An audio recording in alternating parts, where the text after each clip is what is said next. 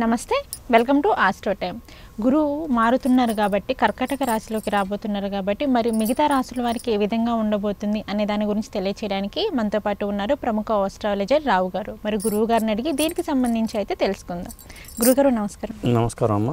గురుగారు, మనకి గోచారం ప్రకారం మనం చూసుకున్నట్లయితే మిథున రాశిలో నుంచి కర్కాటక రాశిలోకి గురువు మారబోతున్నాడు కాబట్టి అంటే ఈ నెల 18వ తారీఖున మరి ద్వాదశ రాశుల ఫలితాలు చూసుకున్నట్లయితే ఎలా ఉండబోతుంది అంటారు?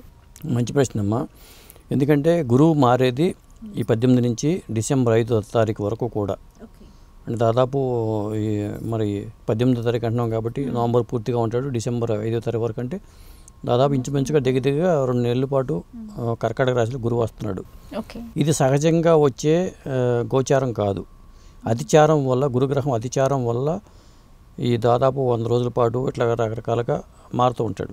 అందులో భాగంగానే కర్కాటక రాశిలోకి వస్తున్నాడు. ఇక్కడ కర్కాటక రాశికి సంబంధించి ఒక ప్రత్యేకంగా చెప్పుకోవాల్సిన అంశం ఏంటంటే, గురువుకి స్వస్థానాలు ధనుసు రాశి, మీన రాశి చెప్తాం. కానీ ఉచ్చస్థానం ఉంటుంది కాబట్టి ఏ గ్రహానికైనా ఉచ్చస్థానము నీచ స్థానాలు ఉంటాయి. గురువుకి ఉచ్చస్థానం కర్కాటక రాశి. కర్కాటక రాశిలో గురువు ఉండగా పుట్టిన వాళ్ళు జనరల్గా సాధారణంగా గురువు స్వభావం చెప్తున్నాను నేను. అంటే వాళ్ళు మంచి స్థితిలో ఉంటారు. కర్కాటక రాశిలో పుట్టిన వాళ్ళు ముఖ్యంగా పురుషులు ఎక్కువ మంచి స్థితిలో అనుభవిస్తూ ఉంటారు. స్త్రీలు అయితే కొద్దిగా కష్టాలు పడే అవకాశాలు ఉంటాయి. అది ఎందుకు ఏమిటని మరో అంశంలో మనం చర్చించుకుందాం. ఇప్పుడు నువ్వు అడిగావు కాబట్టి ఏ రాశులకు ఎలాంటి ఫలితాలు ఉంటాయనేది మనం చెప్పాలంటే సాధారణంగా ప్రతి జాతకాన్ని కూడా లగ్నాన్ని చూస్తాము, అలా గోచారాన్ని చూడాలంటే రాశిని చూస్తాం. అలాగే ఆ రాశిలో ఏ జన్మజాతక చక్రంలో ఏ రాశిలో గురువు ఉన్నాడో చూసుకుంటాం. దాన్ని బట్టి మనం గోచారం చెప్పాల్సి వస్తుంది. 12 రాశులకి ఒకే రకమైన ఫలితం అందరికీ ఉండదు. జన్మజాతక చక్రంలో గ్రహాలను బట్టి, గోచారంలో ఉన్న గ్రహాలను బట్టి ఫలితాలు మారుతూ ఉంటాయి. జన్మ లగ్నంలో దృష్టులను బట్టి ఉంటాయి. అంతేగాని కామన్గా చెప్పే ఫ్యాక్టర్గా చెప్పొచ్చు, కానీ జనరల్గా అది ఉంటుంది. ఇక గోచారం అనేది మనం ప్రధానంగా రాశిని బట్టి చెప్తాం కాబట్టి అలా చూసుకుంటే గురువు గోచారంలో రాశులను బట్టి చెప్పుకోవాలంటే 2వ స్థానము, 5వ స్థానము, 7వ స్థానము, 9వ స్థానము, 11వ స్థానం, ఈ స్థానాలకు మాత్రము చాలా మేలు చేస్తాడు.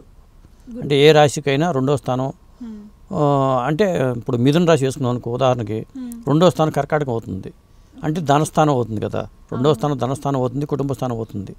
అట్లా మేలు చేస్తాడనమాట. గోచారం చూసుకునేటప్పుడు సాధారణంగా అలా చూడాలి. అంటే మేలు చేసే స్థానాలుగా నేను చెప్పేవి అంటే 2, 5, 7, 9, 11 స్థానాలకి మేలు చేస్తాడు. ఇక అశుభ స్థానాలు అంటే పాప స్థానాలు కొన్ని ఉంటాయి.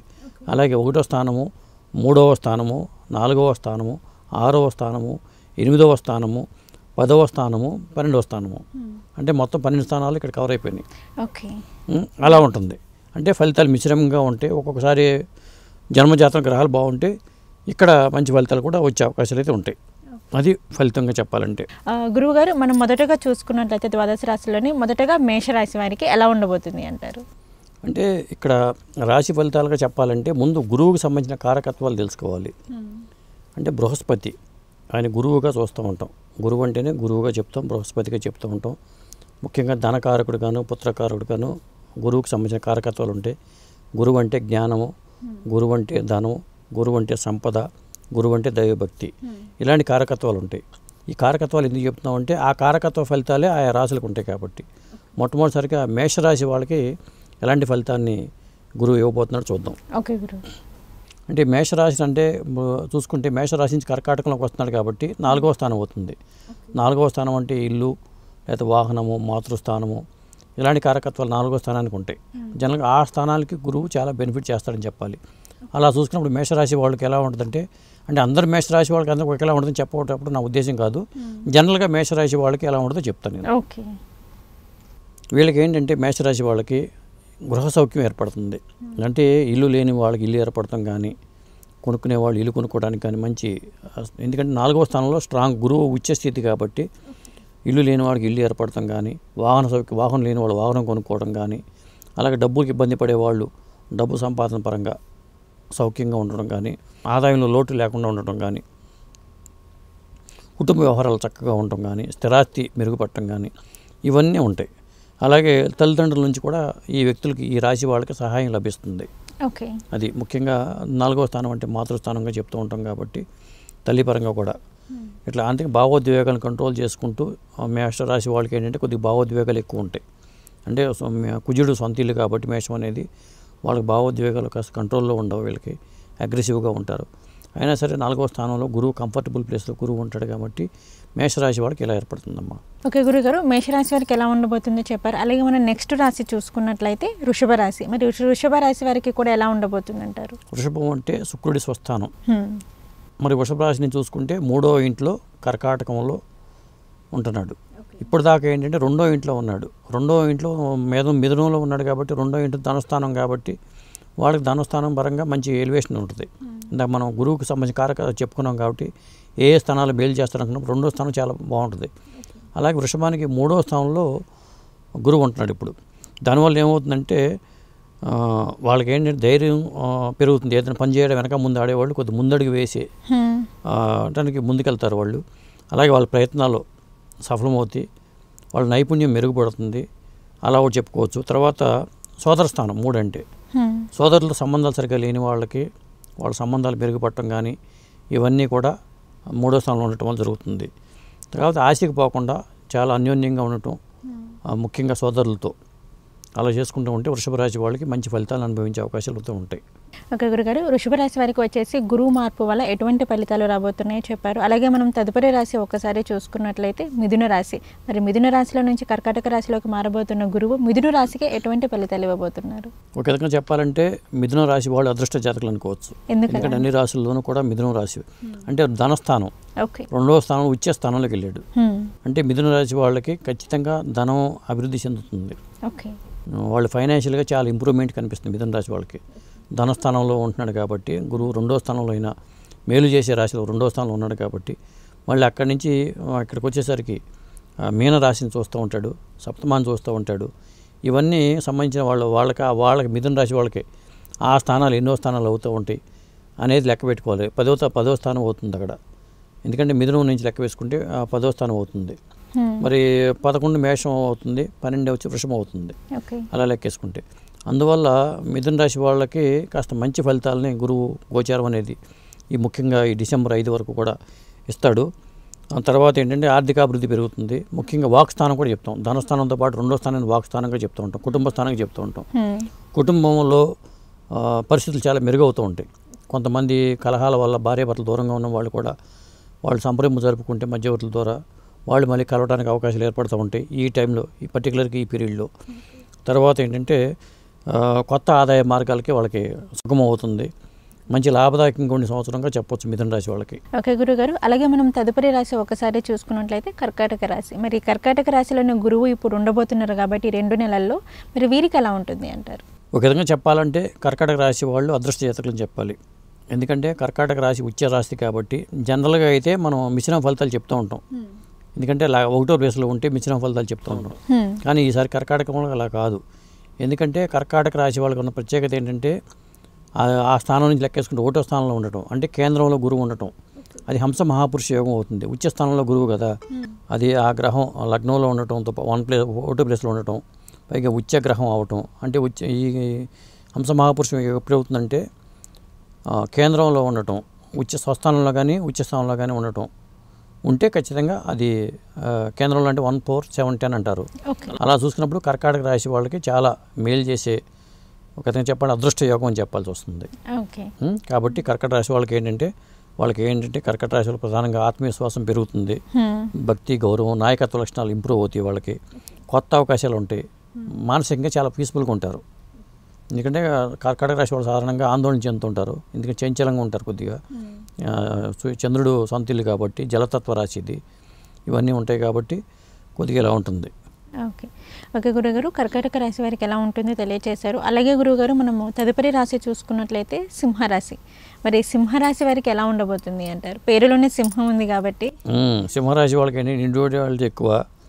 వాళ్ళకి ఏంటంటే వాళ్ళని మేషరాశి వాళ్ళని ఎట్లా తక్కువగా తీసుకెళ్ళామో సింహరాశి వాళ్ళని కూడా అలా తక్కువగా చూడకూడదు. వీళ్ళకి ఏంటంటే గురువు వాళ్ళకి వ్యయంలో ఉంటాడు, అంటే 12వ స్థానంలో ఉంటాడు కాబట్టి సింహరాశి వాళ్ళకి 12లో ఉంటాడు. 12వ స్థానం అంటే మన పాపస్థానం అనుకున్నాం కొన్ని చెప్పినప్పుడు. కొన్ని ఒక విధంగా చెప్పాలంటే వాళ్ళకి అంత అనుకూల ఫలితాలు ఇచ్చే పరిస్థితుల్లో అయితే గురువు ఉండడు. జాతకంలో గురువు బాగుంటే తప్ప.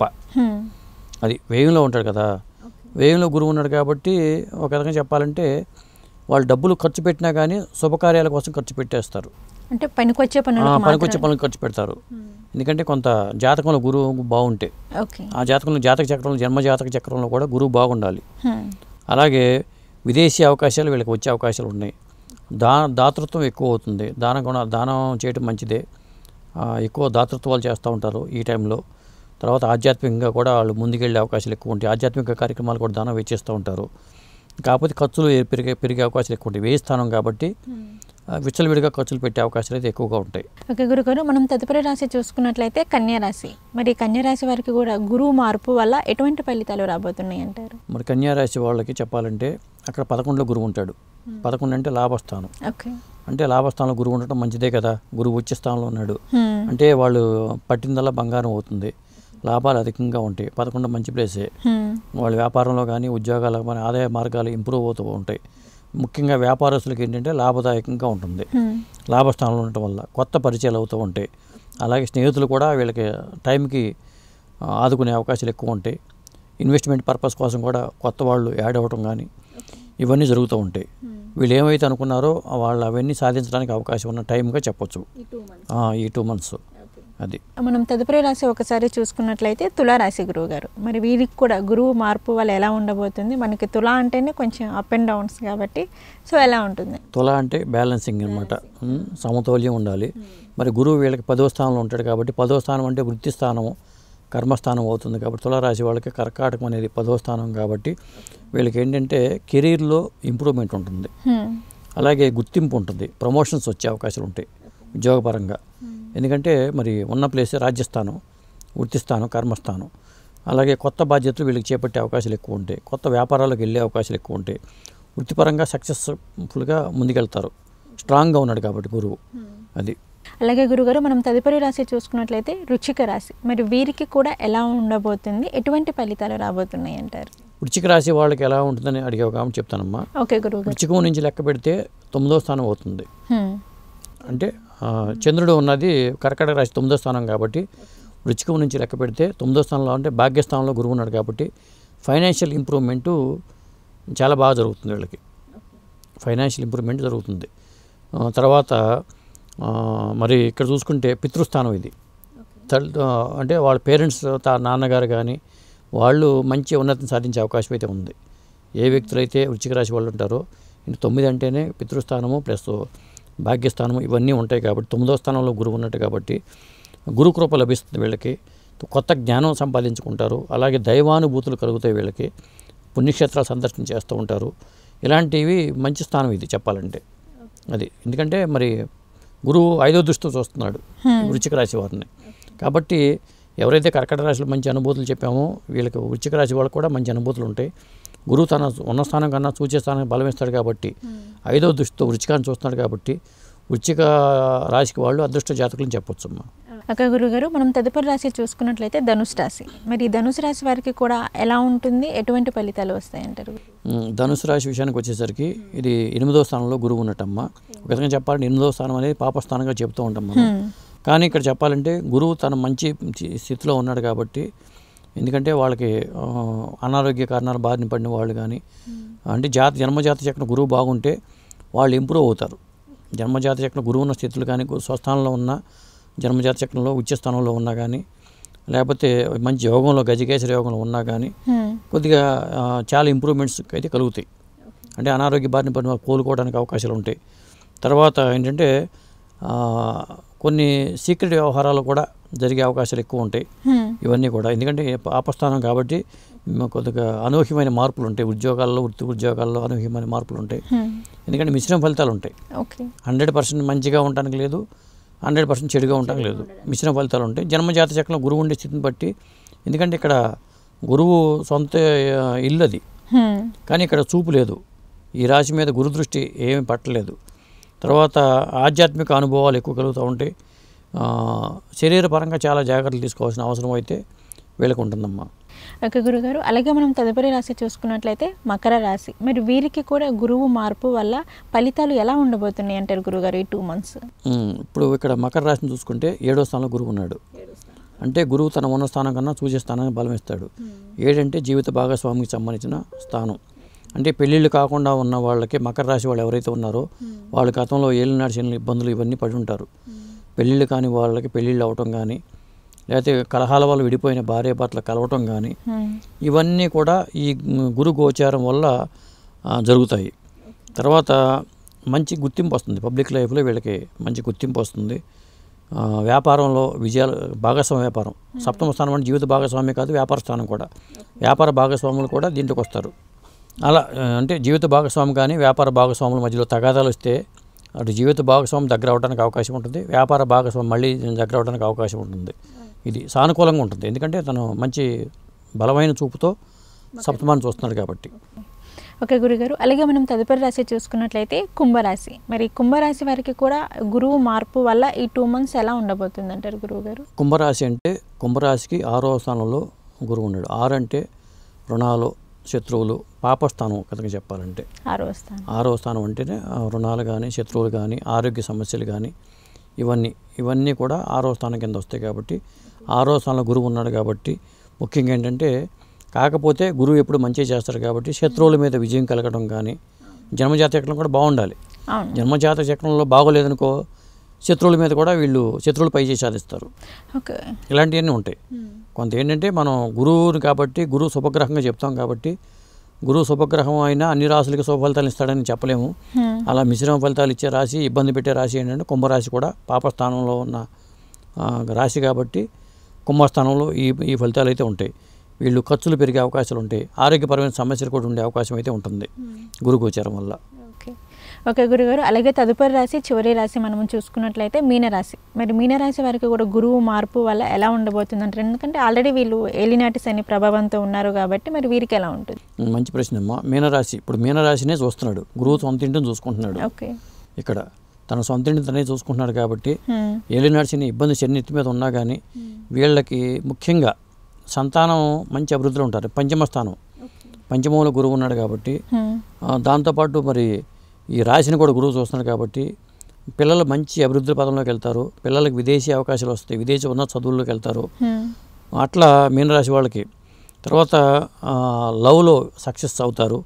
అలాగే జీవితంలో చాలా సుఖప్రదంగా ఆనందంగా ఉంటారు. ఏలినాటి శని ఉన్నా కానీ గురు గోచారం అనేది మీనరాశి వాళ్ళకి ఒక వరం అని చెప్పాల్సి వస్తుంది. వీళ్ళని కొత్త ఆలోచనలు చేస్తారు, కొత్త వ్యాపారాలు అంటారు, కొత్త ఉద్యోగాలు అంటారు, అవన్నీ కూడా సఫలీకృతం అవుతాయి. ఎందుకంటే గురుదృష్టి మీనరాశి వాళ్ళ మీద ఉంది.